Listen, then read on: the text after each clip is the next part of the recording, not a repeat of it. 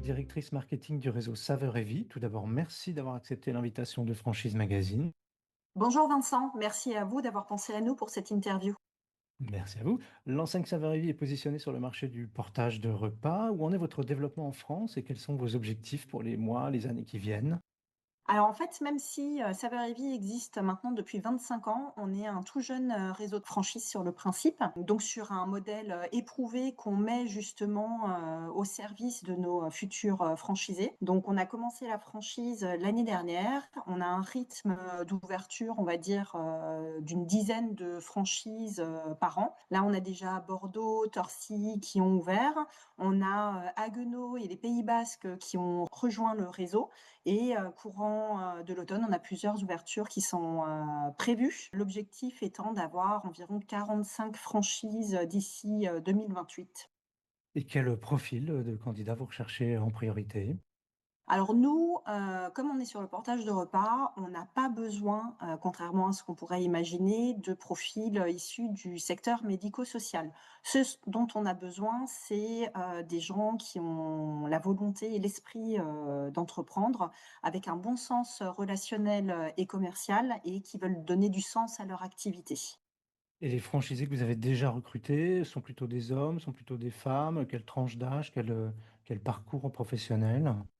Alors c'est plutôt mixte. On a des couples qui ouvrent, on a des personnes qui ouvrent aussi seules, et on a notre plus jeune franchisé par exemple qui a 26 ans. Et ensuite les profils qu'on rencontre beaucoup, c'est des personnes qui se repositionnent, qui sont en reconversion, qui ont autour de 50 ans, et qui justement voilà veulent donner un nouvel élan et surtout du sens à la suite de leur carrière. Et c'est justement pour ça qu'ils viennent nous voir. Comment se déroule la formation de ces franchisés? Alors, la formation chez nous, une fois qu'on a signé le contrat, ils intègrent nos équipes pendant une dizaine de jours où ils rencontrent tous les services pour comprendre notre fonctionnement. Et il y a des Vie ma vie qui sont organisés à la fois sur le terrain avec les commerciales, également en logistique avec les préparateurs, les magasiniers et les livreurs. Et surtout, il y a un Vie ma vie de 2 jours qui est prévu à La Roche-sur-Yon. C'est notre succursale pilote où là, c'est vraiment le modèle que va devoir développer notre franchisé demain. Et ils vont voir vraiment sur toute la chaîne de valeur leur activité pour pouvoir monter leur franchise Saveur et Vie. Et ensuite, en fait, il y a un accompagnement, formation continue. Une fois qu'ils ont ouvert, justement, la responsable commerciale va sur le terrain avec eux pour voir si ce qui a été appris en formation est utilisé de manière pertinente pour eux, leur permettre de valoriser leur business. Et de la même manière, notre responsable d'agence de La Roche-sur-Yon se déplace également pour les aider à optimiser leur process. Comment se déroule la journée type pour vos franchisés au démarrage de leur activité? Quelle est leur mission quotidienne? Alors au démarrage de l'activité, c'est surtout la partie commerciale qui est dominante, justement pour remplir le portefeuille, pour ensuite pouvoir assurer la logistique, les livraisons. Mais l'enjeu du démarrage, c'est vraiment de se montrer auprès des prescripteurs, d'aller leur rendre visite. Parce que chez nous, les prescripteurs, c'est les assistantes sociales dans les mairies, dans les hôpitaux, également les sociétés de services à la personne, les résidences autonomie, qui sont voilà nos principaux prescripteurs par qui vont arriver les bénéficiaires et qui vont déclencher des commandes. Donc au début, il y a beaucoup de démarchage commercial et du réseau à développer. Quel investissement faut-il prévoir pour rejoindre votre enseigne? Alors en plus des droits d'entrée qui varient en fonction de la taille de la zone et de son potentiel, donc ça va de 25 000 à 35 000 euros, il faut prévoir un investissement, on va dire, d'environ 20 000 euros pour disposer d'une chambre froide.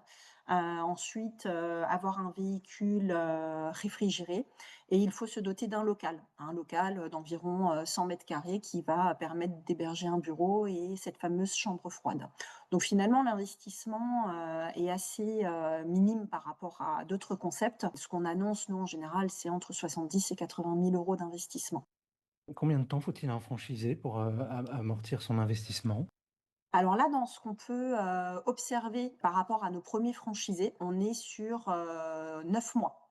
Nous, on avait prévu 1 an, mais là, visiblement le rythme finalement d'un franchisé, qui est bien sur le terrain et qui fidélise ses clients, on est plutôt sur 9 mois. Est-ce que la conjoncture, alors je pense à l'inflation, peut-être le prix des carburants, a un impact sur votre activité? Alors par rapport au carburant, comme on est sur, du véhicule électrique, l'impact est, minimisé.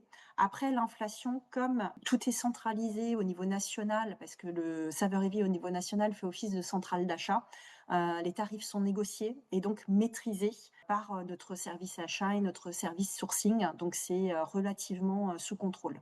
Donc évidemment, il peut y avoir, un impact, mais c'est quand même, très contrôlé. Selon vous, comment votre secteur d'activité va-t-il évoluer dans les années qui viennent et est-ce que vous prévoyez de faire évoluer votre concept? Alors par rapport à ça, il y a 2 choses. Il y a déjà, la pyramide des âges qui va s'inverser en France dès 2030, donc un vieillissement de la population et comme nous, on est sur les personnes en fragilité, essentiellement des seniors qui veulent rester à domicile, forcément, c'est d'avenir, en fait, notre activité est d'avenir par rapport à ça. Ce qu'on observe également, c'est une augmentation des maladies chroniques et comme on intervient également, dans le cadre de ces fragilités, forcément notre activité, fait sens, aussi. Donc pour le coup, on a un vrai sens par rapport à notre activité et ce qui va se produire dans les prochaines années. Par rapport à l'évolution, justement de notre activité en soi, en fait, nos consommateurs d'aujourd'hui sont pas nos consommateurs de demain. Donc ça, on y est très vigilant et on prend un virage doucement mais sûrement, sur l'évolution de ce qu'on propose à nos clients. Je donne un exemple concret, nos clients d'aujourd'hui, en fait, quand on leur propose du végétarien, ils nous appellent pour nous dire: «Vous avez oublié la viande». Végé, pour l'instant, on ne pousse pas trop. Par contre, nos clients de demain, d'ici, 5 à 10 ans, c'est des produits qu'ils nous demanderont peut-être plus. Donc, nous, dans le cadre du sourcing, c'est des choses, voilà, qu'on anticipe et qu'on teste au fur et à mesure auprès de nos clients. Et pour finir, quel conseil vous avez envie de donner à, quelqu'un qui hésiterait à se lancer dans votre activité? Alors, c'est de venir nous rencontrer, de rencontrer les équipes. Ça fait partie, du parcours, en fait, du candidat. Quand ils, font les rendez-vous, ils ont l'opportunité de venir nous rendre visite à Orly, pour découvrir vraiment, notre concept. On leur fait visiter l'entrepôt et surtout, voilà, après avec, les échanges avec les équipes, ils voient un petit peu notre culture d'entreprise, notre état, d'esprit et surtout ils goûtent nos produits et en général, c'est ça aussi qui fait, vraiment la différence. Valérie Langlois, je vous remercie. Je rappelle que vous êtes directrice marketing du réseau Saveur et Vie et que votre actualité est à retrouver notamment sur les sites Franchise Magazine et AC Franchise.